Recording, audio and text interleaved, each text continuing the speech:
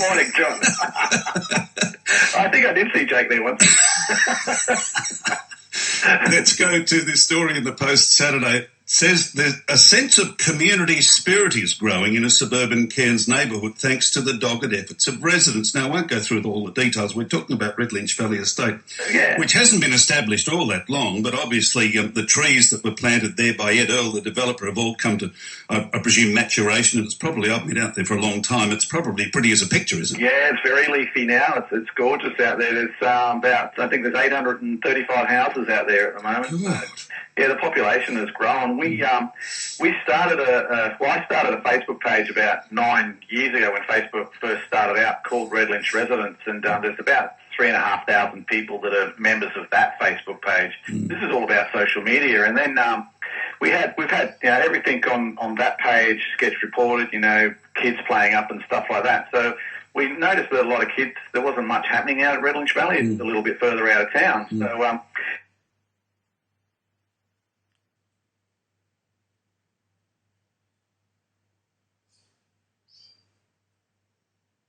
The Argent jumped on the Redlynch Residents page and said, why don't we start doing some community stuff for the kids? And out of that is born another group, and there's Emma Peacock and lovely lady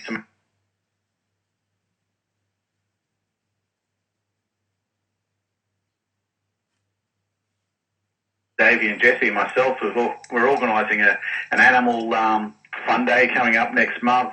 We had a movie night over Easter where we played a movie called Hop, and we thought we would just get about 50 people. We ended up with over 350. Are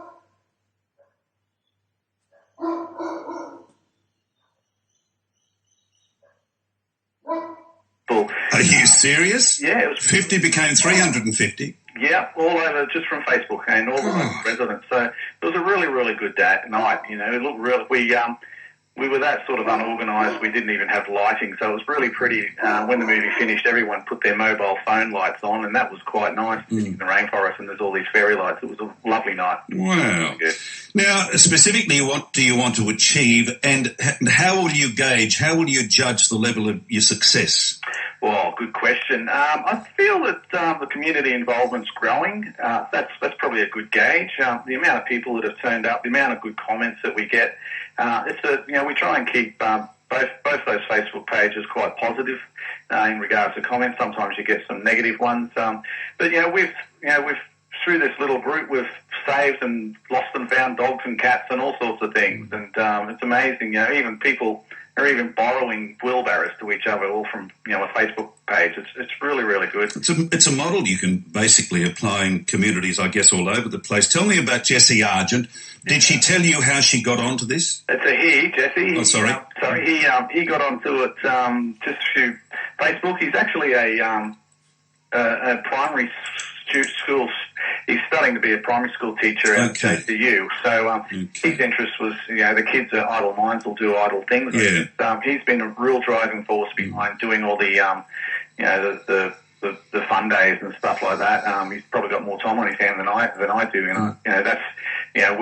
We started adminning the page together. He rang me up and said, hey, do you need a hand? I said, yes, I do. 3,500 people, it's hard to keep hold of. So he's been the driving force. Him and the two girls, they're both residents with kids. They know that their kids need things to do. We're currently there's a lot of paperwork to do something like this. Yeah. We're looking at being incorporated and also doing a neighbourhood watch. But, the Facebook page is basically its own neighbourhood watch. One kid steps out of line, everyone seems to know straight away. While I've got you, just quickly, Redlynch Valley itself, the whole valley, and I was out there the other day for the first time in quite a long time, and I was astounded by the development, the number of houses, housing estates, etc. What would be the percentage of growth out there in the last, 10 years or something? Oh, the last 10 years, massive. The last 10 years, we've seen prices go up really in excess of sort of about 12 to 15%. The shopping centre has grown quite big. There's a car wash about to open out here. We've got we've got a gym and the futsal centre. Macca's. You really don't need to leave the valley at all anymore. It's almost another city in its own right. Yeah, there's another subdivision opening up down near the bottom on Intake Road near the school there. it's getting bigger and bigger. Is it taking away from the natural beauty of the valley? Some people say it does. I would tend to agree. It's really nice coming out here. There's not too much happening right out at the end of the valley. There's no bus service out there, which is probably, I don't know, some people find that attractive that we don't have some bus out there and some people don't. Yeah. It is a little bit separated from Cairns, and I think that is also the attraction. Yeah. Grow from crystals, and it's got freshwater creek going right through the valley. It's beautiful out there. Very interesting, Shane. Thank you. You better take that phone call. Yes, thank you very much, John. Cheers, mate.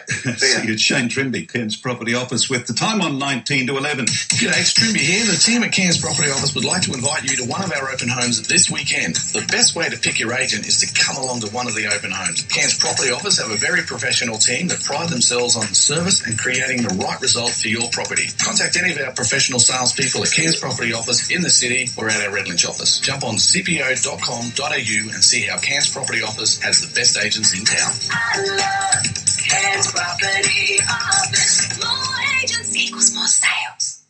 At the Stratford